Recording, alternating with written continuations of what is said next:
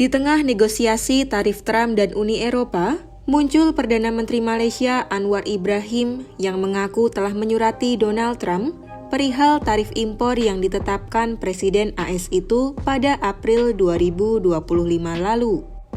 Hal itu ia sampaikan dalam pidato pembukaan KTT ASEAN ke-46 yang berlangsung di Kuala Lumpur, Senin 26 Mei 2025.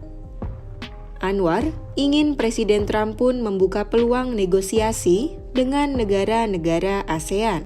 I have taken a little bit also to write to President Donald Trump to seek his understanding to organize the US-ASEAN meeting. Quiet engagement matters, and this small and the bridge may be fragile, but as they say in matters of peace, even a fragile bridge is better than a widening gap. Upaya Anwar tersebut merupakan bagian dari langkahnya sebagai tuan rumah KTT ASEAN tahun ini untuk mewujudkan negara-negara di Asia Tenggara yang membentuk front bersama menghadapi tantangan termasuk hambatan ekonomi akibat tarif impor Trump.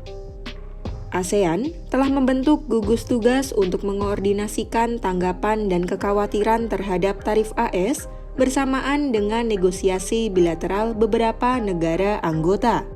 Seperti diketahui, kawasan ASEAN bergantung pada ekspor AS dan mulai merasa dirugikan oleh tarif yang ditetapkan saat Trump kembali ke Gedung Putih. Merujuk pada laman resmi Gedung Putih, Washington telah menetapkan tarif yang berbeda-beda di sejumlah negara anggota ASEAN. Trump mengenakan tarif tertinggi negara ASEAN yakni Kamboja dengan 49% dan terendah di Singapura 10%, sementara Indonesia dikenakan tarif 32%. Kebijakan yang ditetapkan Trump itu mengancam sejumlah sektor ekonomi negara ASEAN seperti Kamboja yang terancam mengalami gelombang PHK besar-besaran. Selain itu, kebijakan yang diberlakukan bagi Vietnam sebesar 46% dapat meningkatkan biaya secara signifikan bagi perusahaan-perusahaan AS seperti pada industri pakaian, furnitur, dan mainan. Perhimpunan Bangsa-Bangsa Asia Tenggara atau ASEAN yang terdiri dari 10 negara tengah melaksanakan rangkaian pertemuan puncak pertama pada tahun ini dengan Malaysia sebagai ketua. Karena itu, Malaysia melakukan langkah untuk menopang upaya ASEAN menghadapi kekhawatiran dalam perang dagang global.